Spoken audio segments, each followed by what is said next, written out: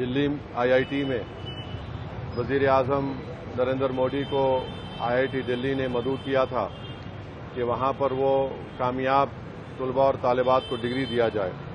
मगर मुझे अफसोस के साथ कहना पड़ रहा है कि मीडिया रिपोर्ट्स ये बता रही हैं कि वहाँ के स्टूडेंट्स को कहा गया कि जब वो वज़ीर आज़म से मिलेंगे तो उनको अपनी गर्दनें कितनी झुका के रखना है, और साथ ही साथ मीडिया ने ये भी बताया है कि जब वैदिक मंत्र पढ़े जाएंगे तो सबको खड़े होना पड़ेगा।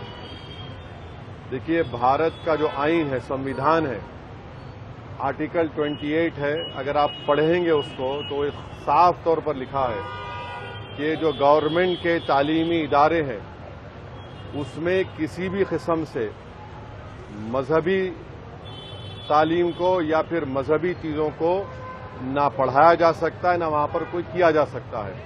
तो एक तो वो ये उसकी खिलाफ वर्जी हुई। दूसरी ये है कि भारत के आइन संविधान में आर्टिकल 51A और H पढ़िए, जो ये कहता है कि हम तमाम को इस बात की तरगीब देता है कि हम साइंटिफिक टेम्पर पैदा करें, यानी एक साइंस के मिजाज पैदा करें। वहाँ पर इस तरह ये कहना कि वज़ीर आज़म के सामने आप कितनी अपनी गर्दन झुकाएंगे, वहाँ पर आप वैदिक मंत्र पढ़ेंगे तो खड़े हो जाना है, ये उसकी भी खिलाफ वर्जी करता है। मैं भारत के इन तमाम स्टूडेंट्स को, तलबा और तालिबात को ये बात याद दिलाता हूँ कि नेशनल इंटरेस्ट ये भी है, कौमी मफाद ये भी है कि जब कभी भी कोई हुकूमत गलत इक़दाम करती है तो उसके खिलाफ खड़े भी रहना चाहिए। तो ये बात मैं आपके सामने करना चाह रहा था। तीसरी बात यह है कि एसआईआर की आखिरी तारीख 10 अगस्त है।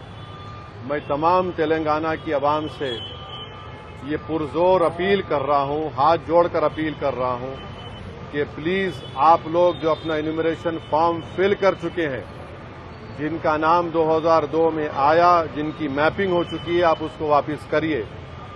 जिसका नाम 2002 में नहीं आया या फिर जिसको 2026 में नाम नहीं आया, तब भी आप अपना एन्यूमरेशन फॉर्म, अपना नाम, आधार कार्ड का नंबर लिखकर, अपना कॉन्टैक्ट नंबर लिखकर बीएलओस को वापस करिए।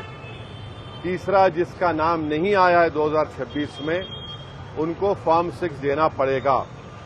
और चौथी बात यह है कि मजलिस-ए-इत्तेहादुल मुस्लिमीन की तरफ से आप देख रहे हैं कि पिछले 2.5 महीने से हम एसआईआर के सिलसिले में आवाम की रहबरी और मदद कर रहे हैं।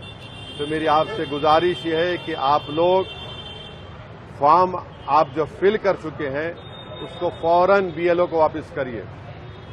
जिसका नाम नहीं आया मगर जिसको एन्यूमरेशन फॉर्म मिला है 2002 में नाम नहीं है, तब भी आपको अपना फॉर्म वापस देना पड़ेगा।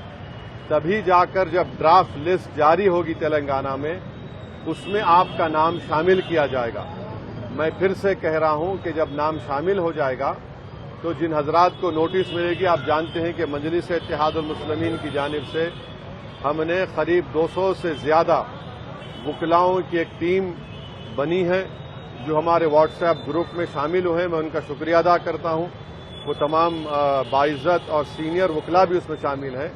वो जब आपको नोटिस मिलेगी ड्राफ्ट लिस्ट आने के बाद, किस तरीके से ईआरओ के सामने आपको अपील करना, उसका तरीक़ेकार भी है, तो उसमें भी मजलिस इंशाअल्लाह ताला आपकी मदद और रहबरी करेगी। हमारा मकसद एक ही है कि जितने जेन्युइन नाम हैं उन तमाम नाम आना चाहिए फाइनल एसआईआर की लिस्ट में तेलंगाना में।